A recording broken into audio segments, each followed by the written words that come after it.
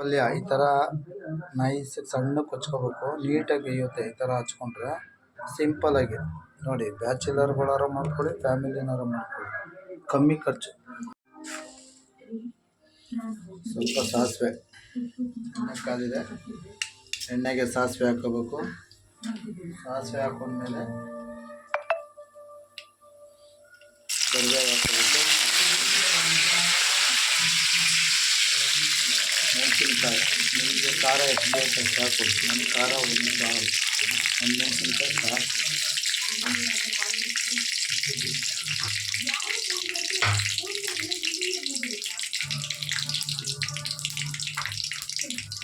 ಮತ್ತು ನೆಕ್ಸ್ಟ್ ಬೆಳ್ಳುಳ್ಳಿ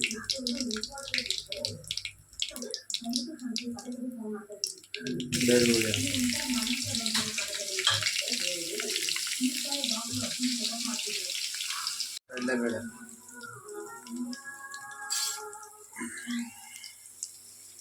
ಸಣ್ಣ ಊರಲ್ಲಿ ನೀಟಾಗಿ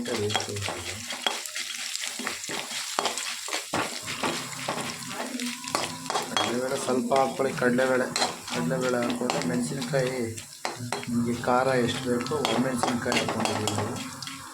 ಹಸಿರು ಮೆಣಸಿನ್ಕಾಯಿ ಹಾಕೊಳ್ಳೋರು ಹಾಕ್ಕೊಬೋದು.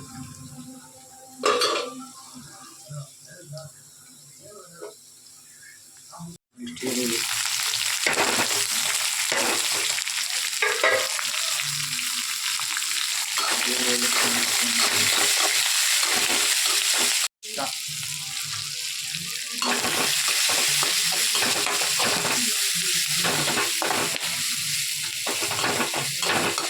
ಇದೆಲ್ಲ ಲೈವ್ ಕೊಡ್ತಾರೋ ನಿಮಗೆ. ನಾವು ಎಡಿಟ್ ಎಲ್ಲ ಮಾಡಲ್ಲ.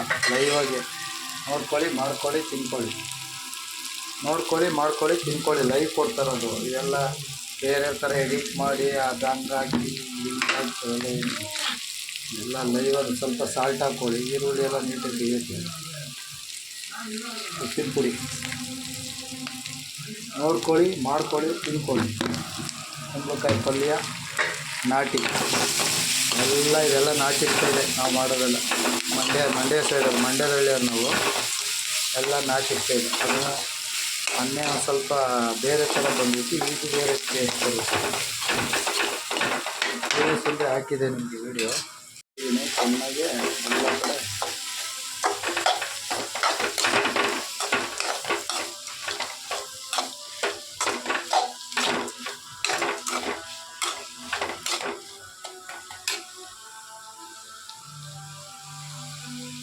ತುರಿ ಹಾಕಿದ್ದೀನಿ ನೋಡಿ. ಕಾಯಿ ತುರಿ ಹಾಕ್ಬಿಟ್ಟು ಲಾಸ್ಟಲ್ಲಿ ಸ್ವಲ್ಪ ಸಾಲ್ಟ್ ಬಿಟ್ಬೇಕು.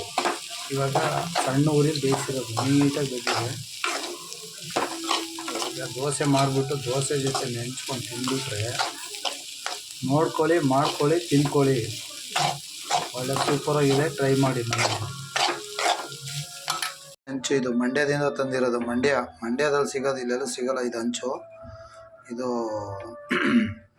ನಮ್ಮ ತಾಯಿ ಇದ್ದಾರಲ್ಲ, ನಮ್ಮ ತಾಯಿಯರ ಅಮ್ಮ ಯೂಸ್ ಮಾಡ್ತಿದ್ದು, ಮಂಡ್ಯದಲ್ಲಿ ತೊಗೊಂಡು ಯೂಸ್ ಮಾಡ್ತಿದ್ದು. ಅದಕ್ಕೆ ಇದು ಊರಿಂದನೇ ಎತ್ಕೊಬಂದಿರೋದು ನಾವು, ಹಳ್ಳಿಯಿಂದ. ಇದೇ ಇದರಲ್ಲಿ ದೋಸೆ ಬಿಡೋದು ನಾವು. ತುಂಬ ಚೆನ್ನಾಗಿ ಬರುತ್ತೆ ನೋಡಿ ದೋಸೆ.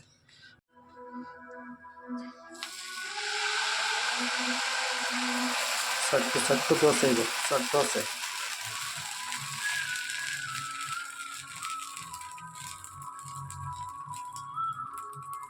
ಮುಚ್ಚಬೇಕಿದು, ಮುಚ್ಚಿದ್ರೆ ಚೆನ್ನಾಗಿ ಬರುತ್ತೆ ಅದು ದೋಸೆ.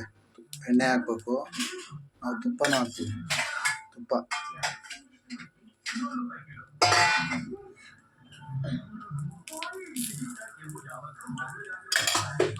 ನೀವು ಏನೋ ವೀಡಿಯೋ ಮಾಡ್ತಾವನೆ ಅದಕ್ಕೆ ತುಪ್ಪ ಹಾಕ್ತಾವ್ರೆ ಅಂದ್ಕೊಂಬೇಡಿ. ನಾವು ರೆಗ್ಯುಲರಾಗಿ ತುಪ್ಪ ಹಾಕ್ಕೊಂಡೆ ತಿನ್ನೋದು ದೋಸೆಗೆ. ವೀಡಿಯೋ ಮಾಡ್ತಾವ್ರೆ ದೋಸೆಗೆ ತುಪ್ಪ ಹಾಕ್ತೀವಿ, ಇಲ್ಲಾಂದರೆ ನೋಡಿ ಸಟ್ ದೋಸೆ ಅಷ್ಟು ನೀಟಾಗಿ ಎದೊಳುತ್ತೆ. ಕುಂಬಳಕಾಯಿ ಪಲ್ಯ ದೋಸೆ, ಸಟ್ ದೋಸೆ, ಕುಂಬಳಕಾಯಿ ಪಲ್ಯ. ಲಾಸ್ಟಲ್ಲಿ ಕೊತ್ತಂಬರಿ ಸೊಪ್ಪು ಹಾಕಿದ್ದೀನಿ. ಶೇಖರ್ ದೋಸೆ ಚೆನ್ನಾಗೈತಾ? ತಿನ್ನು.